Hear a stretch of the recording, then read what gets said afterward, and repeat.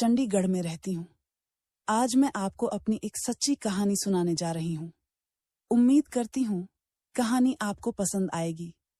कहानी पूरी देखिएगा और कमेंट में अपना प्यार जरूर दिखाइएगा। अपने बारे में अगर और कुछ बताऊं तो मैं एक शादीशुदा लड़की हूँ। पिछले साल ही मेरी शादी हुई है।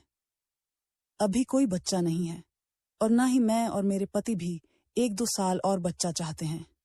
मगर मेरी कहानी यह नहीं है।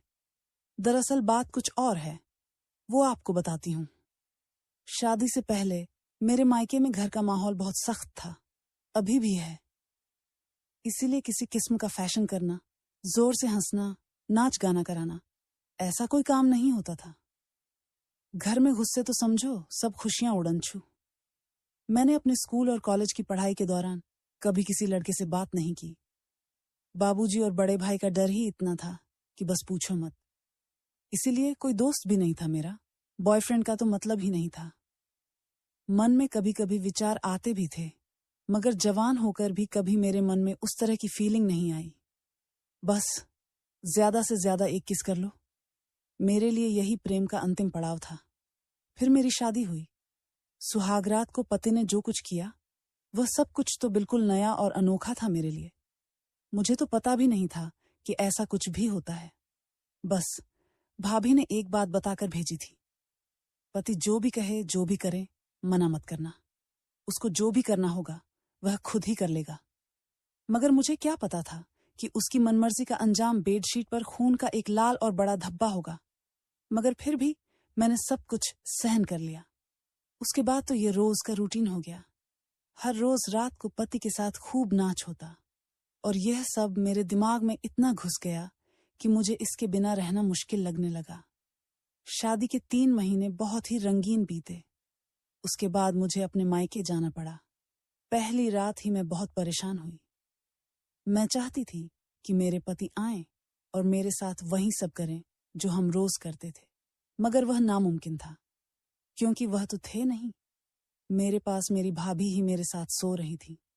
उस रात जब मैं सो रही थी तो मैंने अंधेरे में देखा, भाभी का पल्लू उनके सीने से हटा हुआ था और सीने वाली जगह पर जैसे कुछ बाहर आता हुआ दिख रहा था और वह बड़ी ही बेफिक्र सो रही थी। मेरे मन में न जाने क्या आया। मैंने हाथ लगाकर देखा, मगर वह तो बहुत ही गहरी नींद में थी। मैंने एक एक करके उनके सभी बटन खोल दिए और उनको अनावृत कर दिया। फिर मैंने अपने साथ भी वही किया। शादी के बाद मेरे भी काफी भारी हो गए थे, मगर फिर भी भाभी से कम ही थे। पहले तो मैं खुद को ही प्यार करती रही, मगर जब मन न भरा तो फिर मैंने साड़ी ऊपर उठा ली। मगर मुझे इसमें भी कोई खास मजा नहीं आ रहा था। मैंने आज तक खुद की उंगली का इस्तेमाल नहीं किया था। तभी भाभी की नींद खुल गई और वह बोली, नींद नहीं आ रही है क्या? मैं एकदम से चौंक गई। फिर देखा कि भाभी जाग गई थी। वह उठ बैठी थी और फिर उन्होंने भी मेरा साथ देना शुरू कर दिया। एक एक करके सारी पतें उतरती चली गई। मैं कुछ कहती इससे पहले ही भाभी किसी मर्द की तरह ऊपर आकर बोली, मेरी हालत भी खराब है, बहुत दिन हो गए, मुझे भी खुराक नहीं मिली। क्या 2 खराब मिलकर एक ठीक बन सकते हैं? मैंने कहा, हाँ क्यों नहीं, कोशिश तो जरूर कर सकते हैं। फिर भाभी ने प्यार से मुझे अपनी बाहों में भर लिया और हम दोनों एक दूसरी से ही हम अनोखे सफर पर निकल पड़े। हम दोनों ने मिलकर दूध पिए और मलाई खाई। सच में मुझे अपने पति बहुत याद आए। वह भी ठीक ऐसे ही प्यार करते थे। भाभी ने मेरे अंदर की नारी जगा दी। मुझे नहीं पता चला कब भाभी ने अपना खजाना लाकर मेरे चेहरे के आगे कर दिया और मैं भी भाभी का संदूक खोलकर खाने लगी। दोनों की छटनी हम दोनों ने चाट कर खत्म की, मगर अभी भी मेरी भूख खत्म नहीं हुई थी। बहुत इच्छा हो रही थी। मैंने भाभी से कहा, भी भाभी, बेशक मेरा पेट भर गया पर मन नहीं भरा। मेरे अंदर की भूख अभी भी नहीं शांत हुई। मुझे अभी भी अपने पति की जरूरत महसूस हो रही है। भाभी बोली, जो एक मर्द तेरे लिए कर सकता है वह एक महिला कभी नहीं कर सकती। दुनिया का सच्चा सुख जो तुझे एक मर्द दे सकता है वह किसी और वस्तु में नहीं है। मुझे भी बहुत जरूरत महसूस होती है, लेकिन मैं तो इंतजाम कर लेती हूँ। मैं चकित होकर पूछ बैठी, भाभी कैसा इंतजाम? भाभी बोली, चल अब कल बताऊंगी, आज सो जा। फिर हम दोनों सो गए। सुबह भाभी ने जगाया, मीना उठ और उठकर कपड़े बदल ले, कहीं कोई आ ना जाए। मैंने एकदम से उठकर अपनी साड़ी पहनी और उसके बाद बाथरूम में चली गई। सारा दिन घर के कामकाज में बीत गया। दोपहर के बाद भाभी ने मुझे बुलाया और पूछा, तुम अपने पति से कितना प्यार करती हो? मैं बोली, हद से ज्यादा। भाभी बोली, अच्छी बात है। फिर भाभी बोली, मान लो तुम्हारे पति पास ना हो तो कितने दिन तक खुद को दबा के रख सकती हो? मैंने कहा, भाभी दबाना तो बहुत ही मुश्किल है। फिर भाभी बोली, अगर कोई और तुम्हारी इस इच्छा को शांत करना चाहे तो क्या तुम उसे करने दोगी? मैं बोली, पर भाभी यह कैसे संभव है? यह तो धोखा है। नहीं, मैं ऐसा नहीं कर सकती। फिर भाभी बोली, तो फिर ठीक है, जलती रहना अपनी इच्छा की आग में। मैं तो जा रही हूं खेत में अपना जुगाड़ करने। मैंने पूछा, कहाँ जा रही हो भाभी? और भैया का क्या? भाभी ने जवाब दिया, उनको तो अपने काम से फुर्सत ही नहीं है। तुम्हें चलना है तो चलो, मेरे साथ तुम्हारा भी इंतजाम कर दूंगी। अगर नहीं जाना है तो फिर तुम्हारी मर्जी। मैं बहुत हैरान हो गई कि ऐसे कैसे कोई औरत अपने पति को धोखा दे सकती है। रात को हम फिर एक साथ सोई, मगर भाभी ने आज मुझे कुछ करने नहीं दिया। हालांकि मैंने एक दो बार कोशिश भी की तो भाभी ने मुझे अपने से परे कर दिया। रात के करीब 2 बजे होंगे। मैंने देखा भाभी उठी और उन्होंने अपने सभी गहने, चाबी का गुच्छा, सब कुछ उतार कर रख दिए। फिर चुपके से दरवाजा खोलकर बाहर निकल गई। पहले तो मैं लेटी सोचती रही कि भाभी कितनी गंदी और चरित्रहीन है, जो मेरे देवता समान भाई को धोखा देकर किसी और के पास जा रही है। मगर चोर तो मेरे मन में भी था। कुछ देर सोचने के बाद मैंने भी अपने सारे गहने उतारे और मैं भी चुपके से निकल पड़ी। हमारे घर के पीछे से ही खेत शुरू हो जाते थे। मैंने देखा भाभी मुझसे काफी आगे चल रही थी। मैं छुप छुप कर उनका पीछा करती रही। यही कोई 4 से 5 एकड़ चलने के बाद मोटर के पास बने कमरे पर भाभी ने दरवाजा खटखटाया। दरवाजा खुला और भाभी अंदर चली गई। मैं भी धीरे धीरे वहीं जा पहुंची। दरवाजे के पास जाकर मैंने कान लगाकर अंदर की बातें सुनने की कोशिश की, मगर अंदर से कोई आवाज नहीं आ रही थी। मैं सोच ही रही थी कि भाभी अंदर कर क्या रही है, वह अंदर किसके साथ है।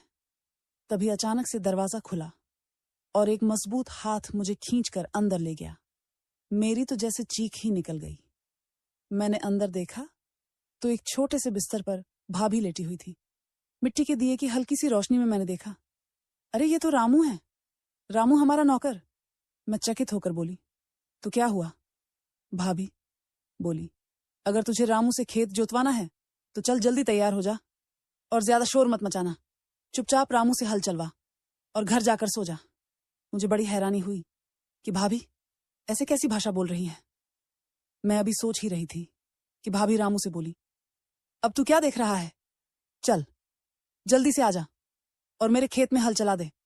रामू शायद मुझे देखकर थोड़ा हिचकिचाया, मगर भाभी बोली, ओए तुझसे ही कह रही हूं, ज्यादा शोर मत मचवा और आजा, बाद में यह भी आएगी। यहां तक आ गई है, अब तुझसे अपने खेत में हल चलवा कर ही जाएगी। तू उसे छोड़ और चल जल्दी से अपने काम पर लग जा। जैसे ही भाभी ने उसे आदेश दिया तो रामू भी अपना हल लेकर तैयार हो गया। रोशनी बहुत कम थी। जैसे ही मैंने रामू की कल्टर देखी, मुझे खुद की आंखों पर विश्वास नहीं हुआ। रामू ने खेती काफी अच्छी की थी। उसने जो हल ले रखा था वह काफी बड़ा, तगड़ा और मजबूत था। वह अपना हल लेकर आया और उसके बाद तो उसने भाभी की जो खेत की खुदाई की देखकर मैं अवाक रह गई। मेरे खेत में भी पानी भरा।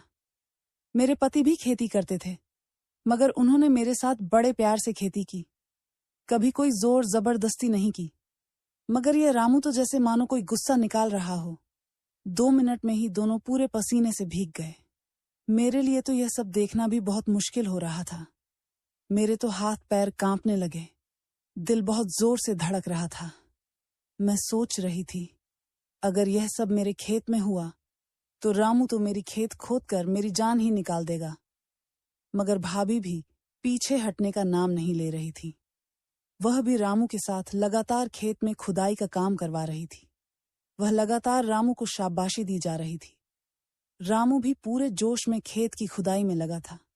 मुझे नहीं पता कि कब मैंने एक तरफ बैठे बैठे अपने गीले खेत की मिट्टी कुरेद लगी और मेरा एक हाथ मेरी खेत में जा पहुंचा। मैं बैठे बैठे अपनी खेत की फसल के ऊपर हाथ फिरा रही। इस तरह की खेती मैंने पहले कभी नहीं देखा था।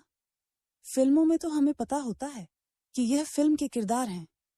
पैसे लेकर और दवाई खाकर शायद इतनी देर तक अलग अलग खेतों में काम कर रहे हैं, मगर सच में रियल लाइफ में खेती तो आज मैं अपने सामने पहली बार देख रही थी। 10 मिनट तक खेत खुदाई करवाने के बाद भाभी रुक गई तो उसने रामू के कंधे को थपथपाकर उसे रोक दिया। रामू ने अपना हल भाभी के खेत से बाहर निकाल लिया और वह भी पीछे हटकर बैठ गया। भाभी ने मुझसे पूछा, ए सुन, तुझे भी अपने खेत में हल चलवाना है क्या? मैं तो बिल्कुल सुन्न हुई बैठी थी। तो फिर भाभी बोली, ए रामू, उठा ले अपना हल और इसके खेत में भी चला दे। रामू उठकर मेरे पास आया और मुझे बाजू पकड़कर खड़ा किया। मैं कुछ भी ना बोल सकी। उसने और भाभी ने मिलकर मुझे मेरे खेत में ले गई। फिर रामू ने अपना हल लिया और मेरे गीले खेत पर धंसा दिया। जब हल मेरी खेत में गया तब मुझे लगा सच में ये खेती का बहुत बड़ा एक्सपर्ट है, क्योंकि उसका हल बहुत ज्यादा लंबा और तगड़ा था जो मेरी खेत की जमीन पर एक ही बार में धंस गया।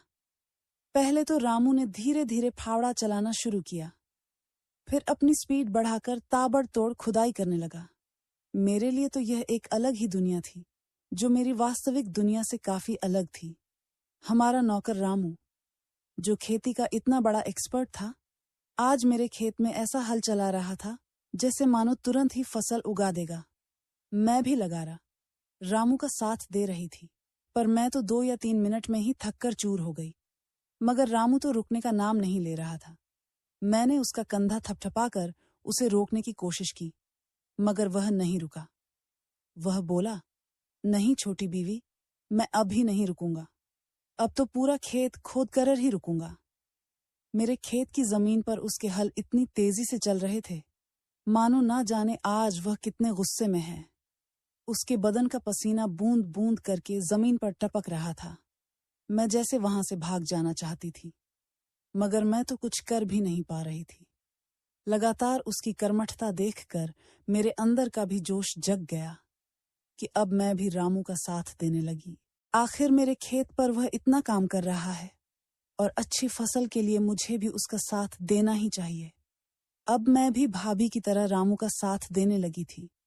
मैं खुद भी पसीने से पूरी तरह बतर हो गई। अगले 5 मिनट के बाद मैं फिर से थक कर शांत हो गई। फिर मैंने अपने दोनों से जोर लगाकर रामू को रोकना चाहा, तो फिर रामू भी छोटी बीवी कहता हुआ अपना हल छोड़कर शांत होकर हाँफ लगा। लगातार हल चलाने से रामू भी थक गया था। आखिर उसे आज 2 खेतों में